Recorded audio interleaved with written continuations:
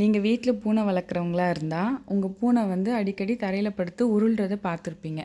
ஏன் அந்த மாதிரிலாம் செய்கிறாங்க அப்படிங்கிறத நம்ம தெரிஞ்சு வச்சுக்கிறது நல்லது. எப்போ வந்து நம்ம டாக்டரை பார்க்கணும் அப்படிங்கிறதும் இந்த வீடியோவில் நான் சொல்கிறேன். ஃபஸ்ட்டு அந்த மாதிரி தரையில் படுத்து உருள்றதுக்கு ஒரு 7 காரணங்கள் இருக்குது. சரிங்களா? அதில் வந்து 6 வந்து நார்மலான ரீசன்ஸ். 1 தான் வந்து நம்ம டாக்டரை போய் பார்க்கக்கூடிய ஒரு நோய்க்கான காரணங்கள்.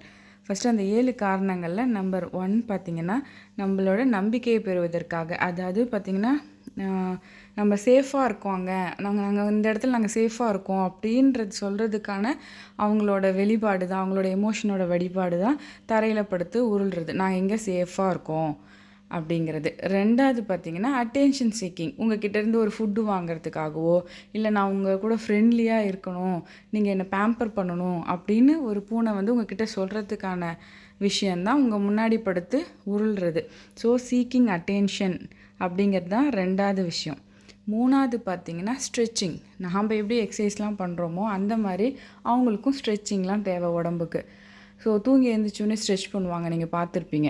இது வந்து பார்த்திங்கன்னா அவங்க ஸ்பைனல் கார்டுக்கான ஸ்ட்ரெச்சிங். ஸ்பைனல் கார்டு வந்து ரொம்ப அதில் உள்ள மசில்லாம் வந்து நல்லா ஸ்ட்ரெச் ஆகும், ஸ்பைனல் கார்டும் சேர்ந்து ஸ்ட்ரெச் ஆகுன்றதுக்காக விஷயந்தான் இந்த மாதிரி உருள்றது. இது 3வது பாயிண்ட்டு. 4வது பார்த்திங்கன்னா நம்ம உடம்புல எப்படி ஸ்வெட் கிளாண்டு, செபியேஷியஸ் கிளாண்டு இந்த மாதிரி கிளாண்ட்லாம் இருக்கோ அந்த மாதிரி பூனைகளுக்கும் உடம்புல சென்ட் கிளாண்டு இருக்குது. அவங்க சீக்ஸில், உடம்புல, அவங்களோட கை கால்களில், இந்த இடத்துல எல்லா இடத்துலையும் வந்து அந்த மாதிரி ஒரு சென்ட் கிளாண்ட் இருக்குது. ஸோ அவங்க இடத்த மார்க் பண்ணுறதுக்காகவும் இப்படி உருள்வாங்க. அவங்க டெரிட்டரியை மார்க் பண்ணுறாங்கன்னு அர்த்தம். இதெல்லாம் என்னோடய இடம், இந்த ஏரியா வரைக்கும் என்னோடது அப்படின்னு மார்க் பண்ணுறதுக்காகவும் இது இருக்கும். அடுத்தது பார்த்திங்கன்னா, சில கேட்ஸ்லாம் ஹீட் சைக்கிளில் இருப்பாங்க. நீங்கள் வந்து ஆன்டிபயோட்டிக் கண்ட்ரோல் பண்ணலாம், ஹீட் சைக்கிளுக்கு வருவாங்க. அப்போ கூட இந்த மாதிரி பண்ணுவாங்க. ரீப்ரொடக்டிவ் டைமாக இருந்தாலும் பண்ணுவாங்க. கடைசி 6வது காரணம் பார்த்திங்கன்னா டெம்பரேச்சர் மெயின்டெனன்ஸ். சூடாக இருக்கும் போது ஈரமான தரைகள்லையும், கூலிங்காக இருக்கும் போது சூடான பெட்லேயும் படுத்து உருள்றது வந்து அவங்க ரெகுலராக அவங்க உடம்புல இருக்க டெம்பரேச்சரை மெயின்டெனன் பண்ணுறதுக்கான ஒரு விஷயந்தான் வந்து இந்த மாதிரி உருள்றது. அடுத்தது பார்த்திங்கன்னா 7வது காரணம் முக்கியமாக இருக்குது. இது வந்து ஒரு பூச்சி இருக்குது, அவங்களுக்கு ஸ்கின் இரிட்டேஷன் இருக்குது, இல்லை டிக்ஸ் மாதிரி வந்து உண்ணிகள் வளரும்ல, நாய் பூனை அவங்க மேலெல்லாம் அந்த மாதிரி இருந்துச்சுன்னா அதான் நம்ம டாக்டர்கிட்ட போகணும். ஸோ இந்த 7வது காரணம் தான் ரொம்ப முக்கியம். இது நம்மளுக்கு எப்படி வந்து டிஃப்ரென்ஸ் தெரியும் அப்படின்னா, மீதி 6 காரணங்கள்லேருந்து இது அப்புறம் அதிகமாக ஸ்க்ராட்ச் பண்ணிப்பாங்க. அடுத்தது பார்த்திங்கன்னா ஹேர் லாஸ் அதிகமாக இருக்கும், அப்புறம் ஸ்கின் வந்து ரெட்டாக இருக்கும். இதெல்லாம் பார்த்து இப்போ வந்து நார்மலாக இல்லை அப்நார்மலாக அப்படிங்கிறத வந்து நம்ம கண்டுபிடிச்சிக்கலாம். யூஸ்வலாகவே வந்து கேட்ஸ்க்கு வந்து முடி கொட்டும், எக்ஸசிவாக கொட்டுது, ஒரு இடத்துல வந்து முடியே இல்லாத அளவுக்கு கொட்டியிருக்கு அப்படின்னு பார்த்தா அது வந்து நம்ம டாக்டர்கிட்ட போய் ட்ரீட்மெண்ட் எடுக்க வேண்டிய ஒரு விஷயம்.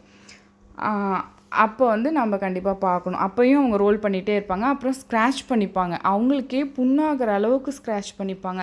ஏதாவது கூர்மையான பொருட்களில் கிழிச்சிக்கிறது, ஏன்னா அரிப்பு தாங்க முடியாமல் அந்த மாதிரி கிழிச்சிக்கிறது. இல்லாட்டி நீங்களே வந்து பூச்சிகளை பார்க்குறீங்க அவங்க உடம்புல அப்படின்னா கண்டிப்பாக டாக்டர்கிட்ட போகணும். அப்போயும் அந்த மாதிரி தரையில் அதிகமாக வந்து உருளுவாங்க.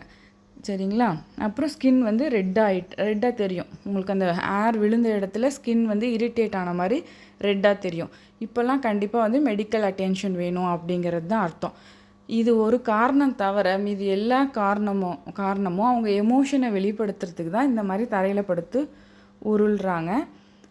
இதை பற்றி ஏற்கனவே உங்களுக்கு நிறைய பேருக்கு தெரிஞ்சிருக்கலாம். இதை தவிர வேறு எதாவது காரணங்களை நான் மிஸ் பண்ணியிருந்தாலும் கமெண்ட் செக்ஷனில் சொல்லுங்கள். கடைசியாக ஒரு காரணம் இருக்குது. நாம் அழகாக கோலம் போட்டிருக்கோன்னு வச்சுக்கோங்க, அதை கலைக்கிறதுக்கும் உருளுவாங்க.